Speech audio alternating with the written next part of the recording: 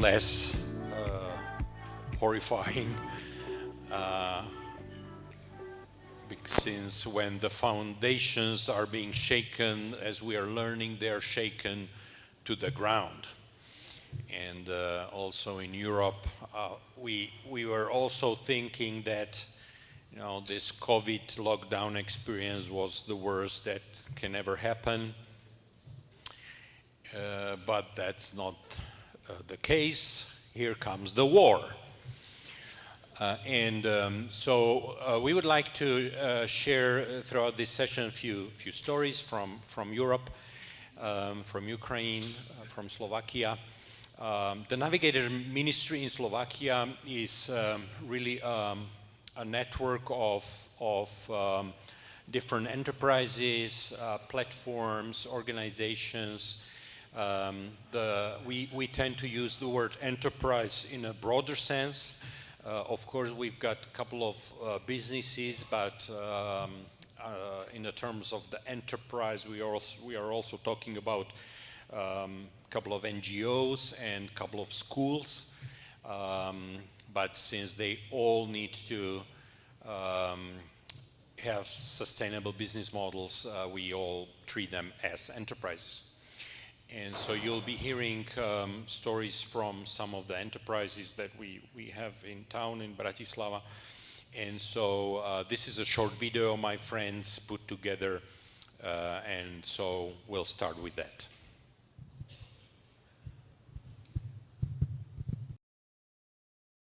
It was August 21, 1968, when Russian tanks invaded Czechoslovakia. It's the same as Ukrainians experience today. I was 26 years old, newly married, and I felt really empty-handed, standing against the tanks, not knowing how we can win over them. When I heard about Russian invasion to Ukraine, I felt terrible. It reminded me the time when I was a small child and Russian tanks were in our streets. I remember the people were trying to turn around the signs on the street to confuse Russian soldiers, but it was everything they could do. As a nation, we really felt helpless. And then, now I'm standing in 2022 at the train station waiting for child refugees from Ukraine, and after they settled a little bit in our house and in school, I felt that at least a little bit we can help to secure the future of Ukrainian nation. Lord put us to a privileged position where we could help in response to the crisis. As these three navigators, we are involved in different enterprises. For example, our friends in Integra organization, they sent 1,200 tons of aid to Ukraine, and some of the businesses, they employed mothers from Ukraine, bookstore, they transferred Ukrainian books to be used by Ukrainian refugees.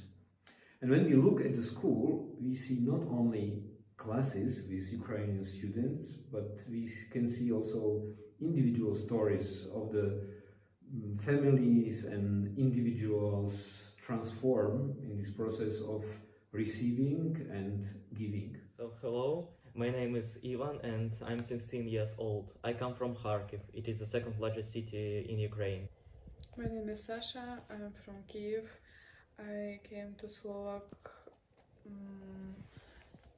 on 20th of March last year, and I'm 17 years old.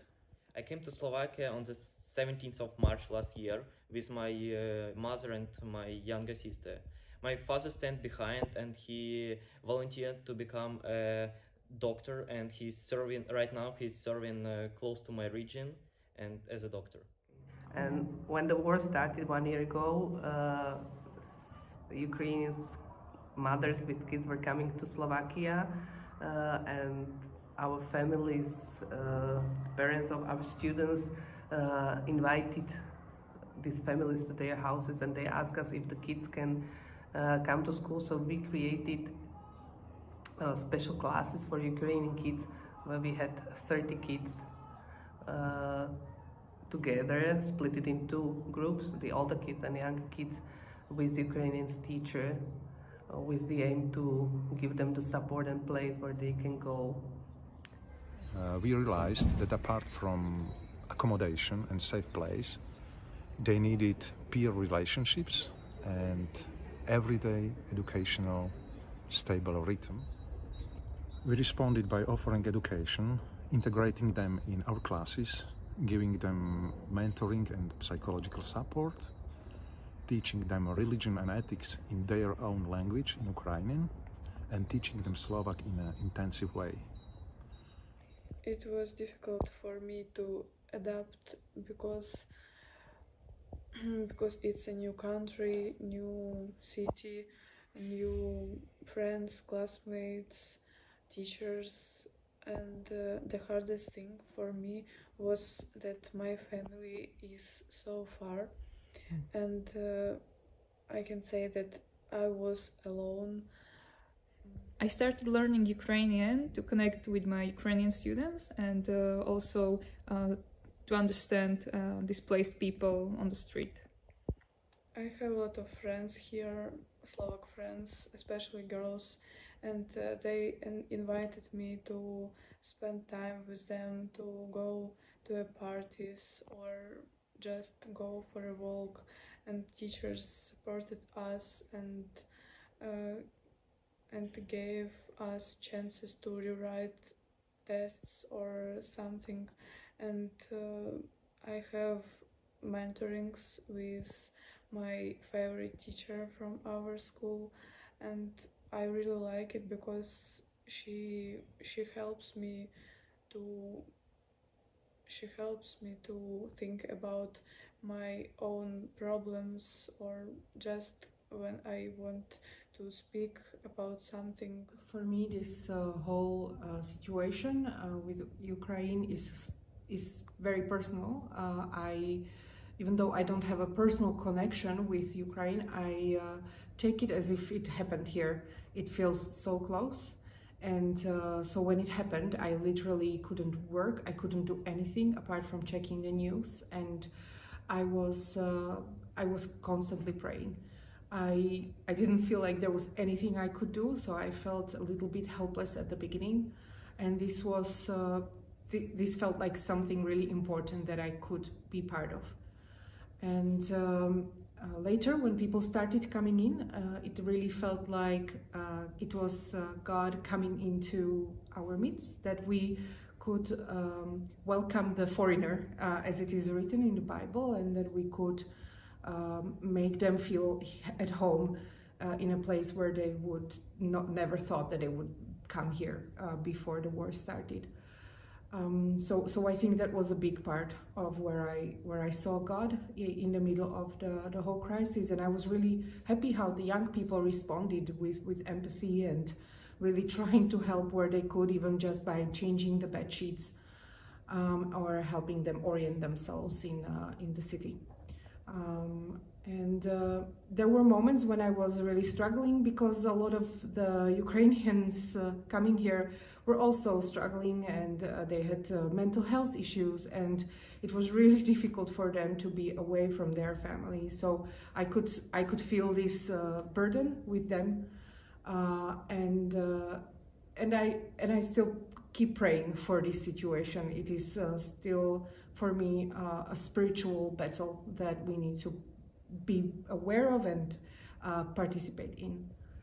Each generation is responsible for itself, just how to present the gospel in its context. You know, my role was to receive and be open to the gospel from my parents and my spiritual fathers, and then in my productive years, I was responsible myself to live out the gospel values in society which I was living, and my role is over. And right now, my fundamental role was to share the gospel with the next generation, 1 or 2 generations, and their responsibility is just to respond on their own context, which is definitely different as the one we've been living in. So I trust that God will bless them, lead them and bless them. So I really believe.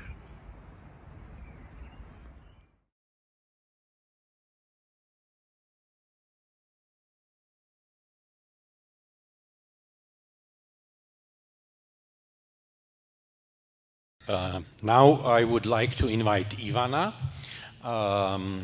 Čorbová. Those of you who have been here, not here, but in Phoenix 4 years ago at our gathering, you may remember that we had Alan Bussard with us, a Canadian who lives in Bratislava for more than 30 years now.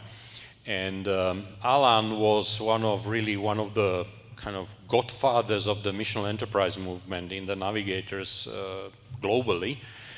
And Alan is leading the work of Integra in Slovakia. He couldn't be with us, but he sent Ivana, for which we are grateful. And so I would like to use that opportunity to give her a few questions. Integra started back in 90s in Slovakia as a Christian economic development organizations. I had the privilege to work with them. I'm still privileged to be chairman of the board of Integra, and since Central Europe became more affluent and more rich, Integra's focus became more outside of Slovakia, outside of European Union countries. And so it's heavily involved in Africa now, but gradually it moved also to the work of humanitarian aid. And after the projects that Integra was involved in Iraq and in Syria and other places, this Ukrainian crisis was the biggest challenge Integra faced so far. So Ivana, tell us, what have you learned in that process so far? Well, I will use my computer. Go ahead. I have a few notes here. So, so I would say that last year has been like one of the most difficult years. Yes, I will do that. So I would say last year have been one of the hardest years for Integra, because really the war in Ukraine has changed everything. And as you said, and as you heard in the video, it was really difficult for us personally, because Ukraine is very close to Slovakia. Actually, my parents live 100 kilometers from the border, and suddenly from one day to the other, we saw thousands, millions of refugees at the border.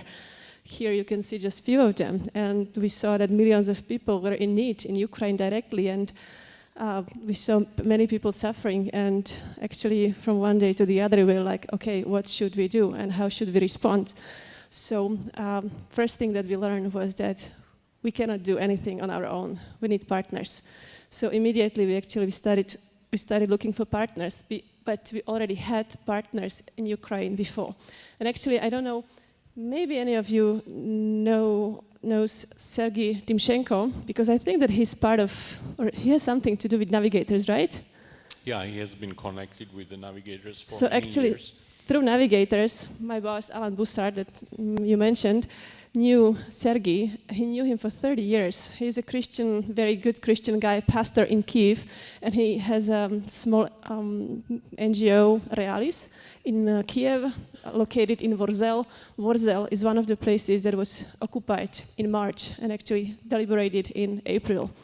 So we could rely on one of the really best partners, local partners in Ukraine.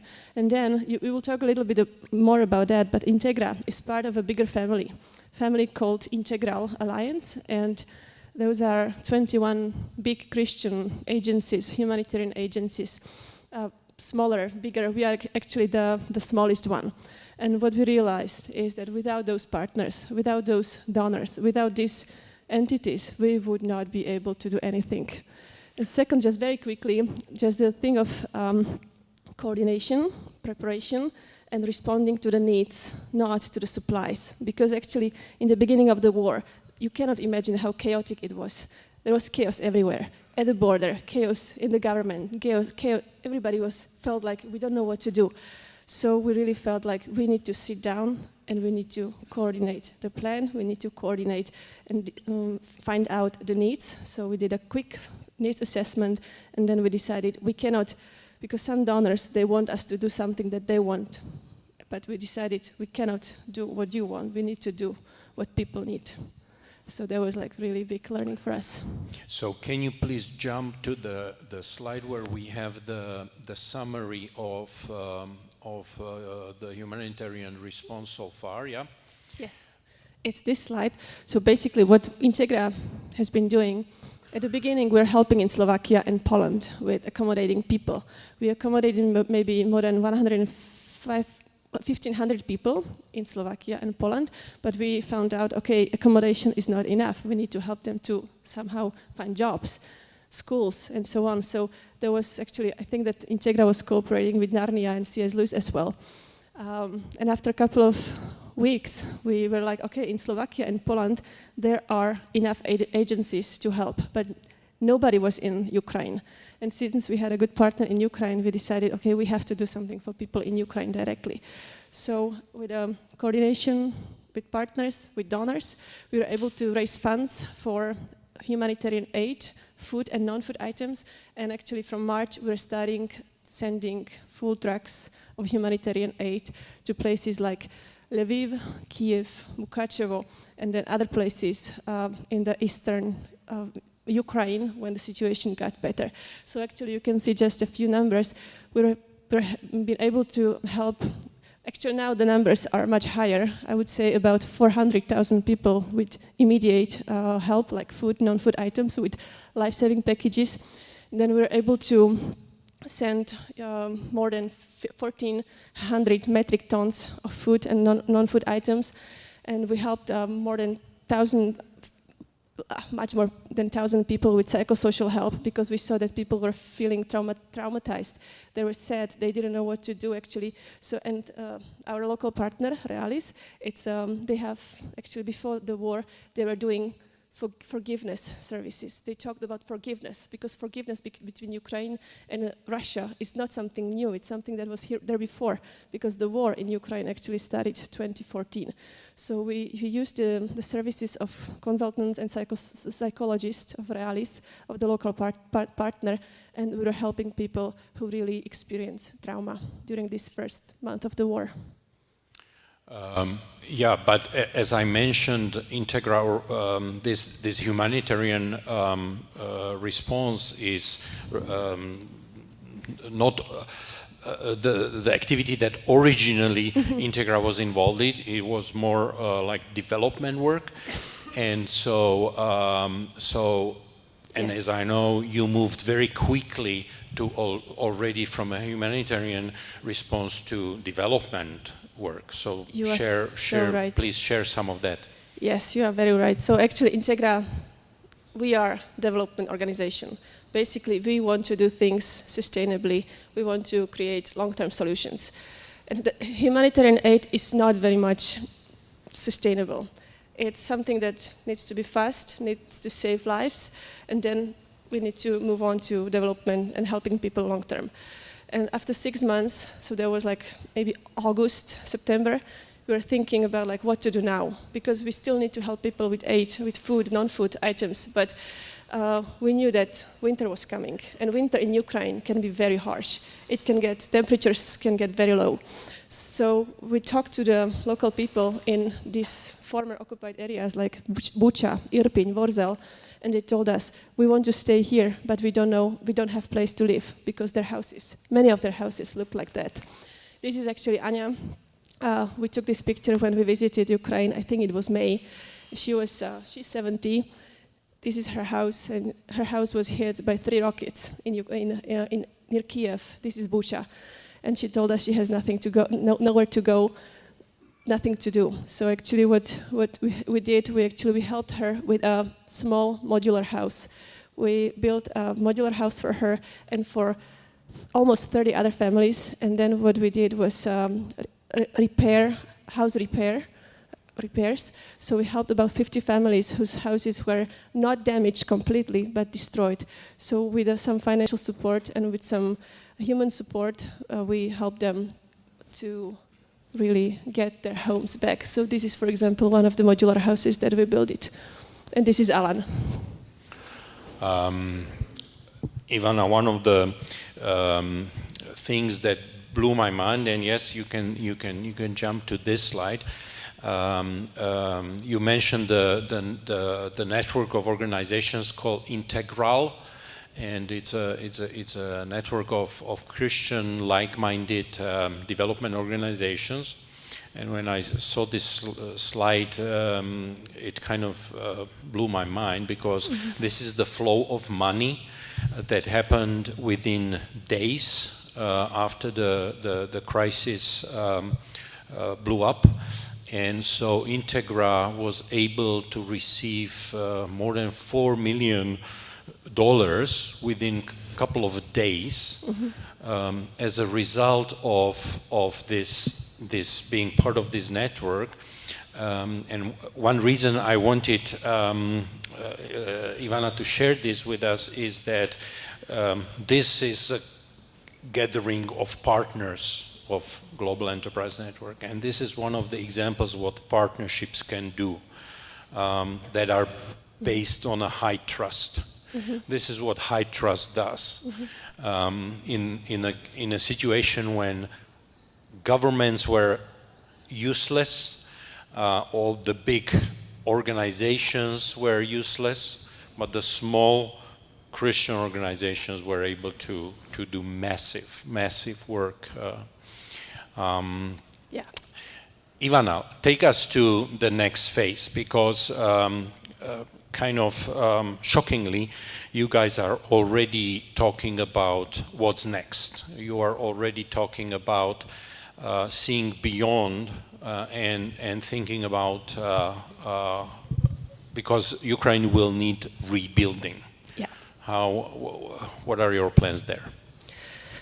Well, that's been part of our discussions last couple of weeks, month, what to do now.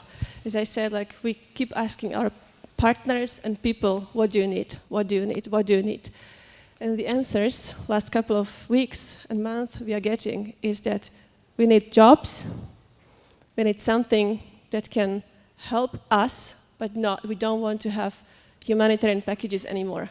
Because people, especially men, like male, they are ashamed of coming to us and getting these life-saving packages after 1 year of the war.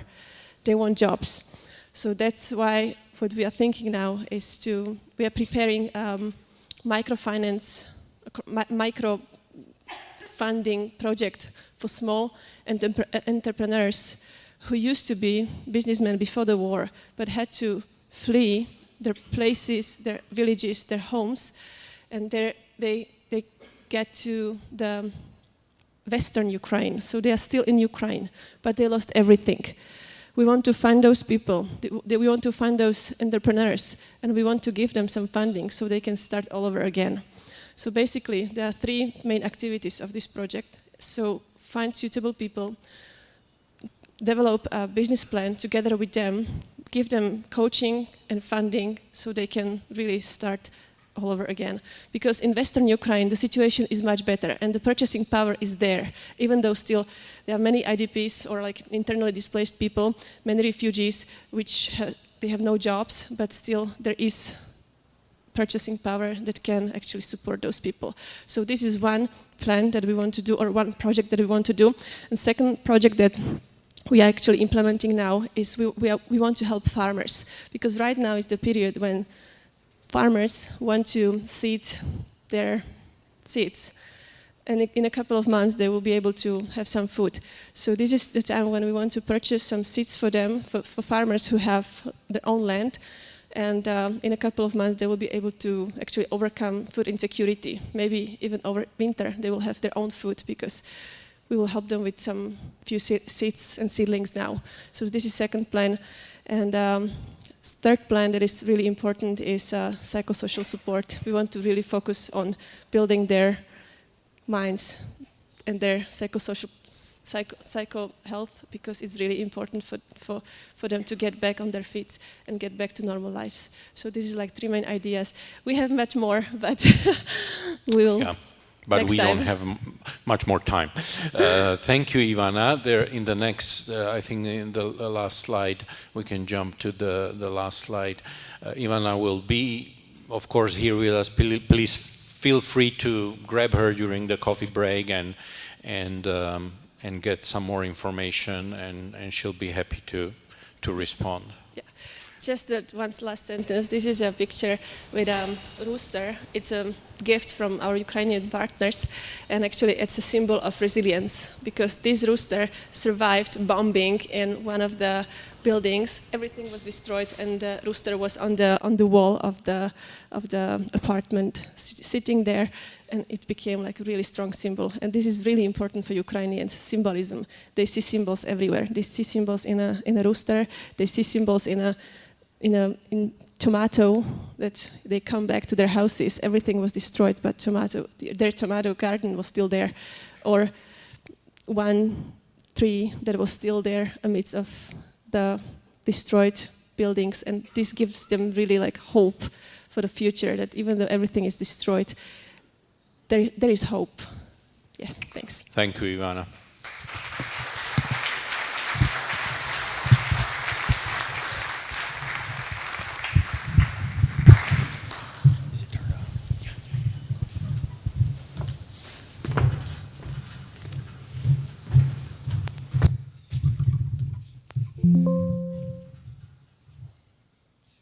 My name is Doug Winkler, and I work over in Russia and Ukraine. Thank you. Sure I get this right. And I've had the honor and privilege to travel into Ukraine and as well as into Russia. I just got back a few weeks ago. And what I want to do is just give you a glimpse of what it's like to go into the southern part of Ukraine, which is down here near Kherson, and some of the areas that are still hot zones and under attack, and some of the humanitarian work that we're doing. It all starts with food. I think she's talked about that a little bit, Ivana, but food gets bagged up, and then it just goes in. Samaritan's Purse brings in about 15 tons of food a week into this one organization. The difficulty is getting it to the people, to the places that need it the most. Water, of course, there's no electricity, so running water is hard to find. These are wooden stoves. Heat and clothing, warmth is the next priority after food and water. Firewood, of course, is critical for the wood stoves. And generators. Generators provide the lifeblood for entire towns and cities. That's our team. We took about a 16-hour trip. It's from Odessa into the Kherson region, and this is what it looks like as we head down the roads. Kherson, that's the sign right there, Kherson County. That's a major freeway, highway that would normally be filled with cars. The Kherson County was about 1.1 million people, and today there's about 200,000 people still living there. You know, you drive along these roads and it's just debris everywhere. The signs of war are obvious. One of the challenges are the fields are full of debris. There's unexploded ordnances and rockets and everything everywhere. So planting seeds and farming and letting your animals out into the fields is just not practical right now. This is a gas station. You're just driving by. When I see a gas station, I think of a family. I think of a business. I think of people whose livelihood has just been completely destroyed, not just a gas station. This is an ammonia fertilizer plant. Used to employ about 3,000 people, completely idle right now. So people, they don't have a place to go. They don't have work. Here we are just handing out food. Most of the places we hand out food and clothing are churches or schools.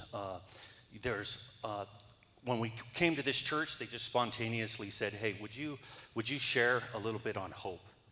And I was like, yeah, absolutely. And the opportunity to share with them the hope of Christ and the presence and provision in the person of Jesus. Here we're handing out bread. Most of the places in that region get a visitation and a delivery once every 3 weeks. So they get warm bread or hot bread, fresh bread once every 3 weeks. The next slide is a video as we're handing out and unloading the vans. We were handing out medicine from Sam's Club and things like that. I recorded what it was like to be outside.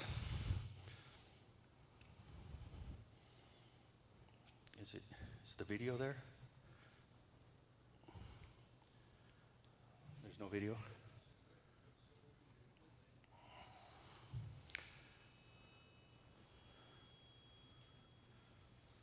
There, is that just a photo? We had a video at one time. Maybe it's, here we are, that's okay. At those places, you just, in the distance, several blocks away, you hear the singing of missiles and explosions and everything, and everybody's just doing their job, just going about their daily lives. But that's what they're living through, and I just had a little recording of that. For places that the roads are damaged, bridges are still not repaired and blown up, we pack into these four-wheel drive vehicles and load them up, and we head out on the old tank track roads. Because the normal roads are not there. We arrive, people will pray and thank God for a generator. Is there any sound? That's okay. So this gentleman's just saying, thank you, thank you, thank you. God bless you, God bless you. This is the first time this village has had running water since June, and the generator's pumping the water from the well. So everybody's pretty happy. When you're there, people want to share their story. And part of humanitarian aid is listening, being with people.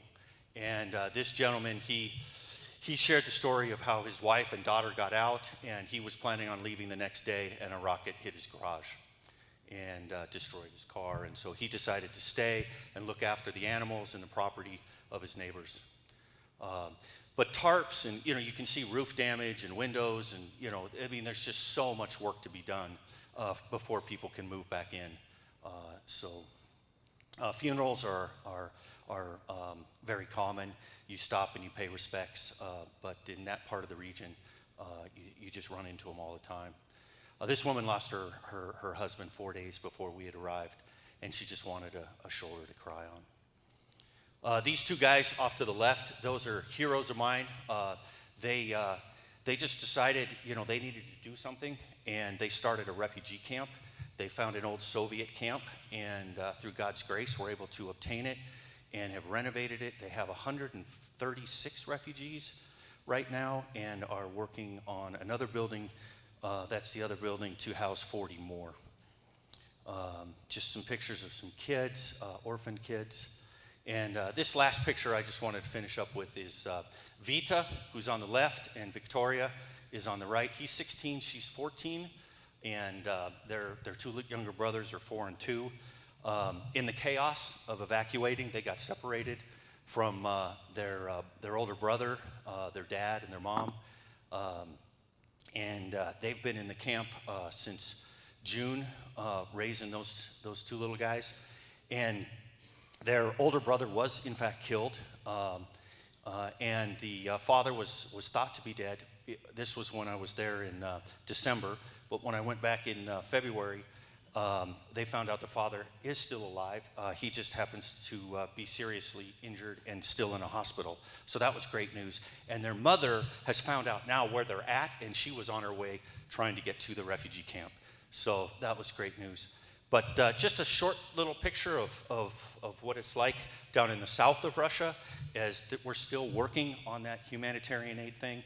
We feel so strongly that the relationships and the contacts and the work that we're doing now is laying those foundations for the development and the missional enterprise to come. I just want to finish with, when we talk about what can we do, Galatians 6, 9, and 10, which is a life verse for me. Let us not lose heart in doing good, for in due time we will reap if we do not grow weary. So then, while we have opportunity, let us do good to all men, and especially to the household of the faith.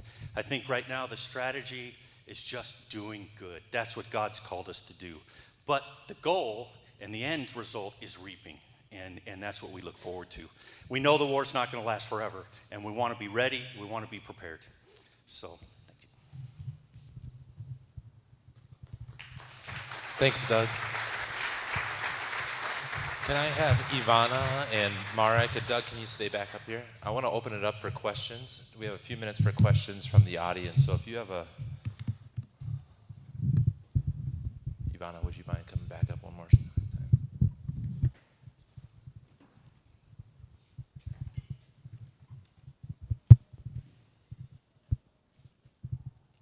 One of the things that you guys all shared in some form or fashion is building trust. How have you seen that come about through the time that you spent with people? Oh, like I originally said, being with people and listening to their stories, we heard over and over again from folks, when you bring us aid, you really help us. You really help us survive. You keep our houses warm. You help us feed our families. But your presence, you being here, gives us hope. And there's just something about presence that builds trust when you're there physically. And the tricky part is there's a lot of aid going into Odessa, but that's as far as it gets, because as soon as you get into the other zones, you have all the destruction of the missiles and rockets still being lobbed back and forth between Ukraine but people are living there.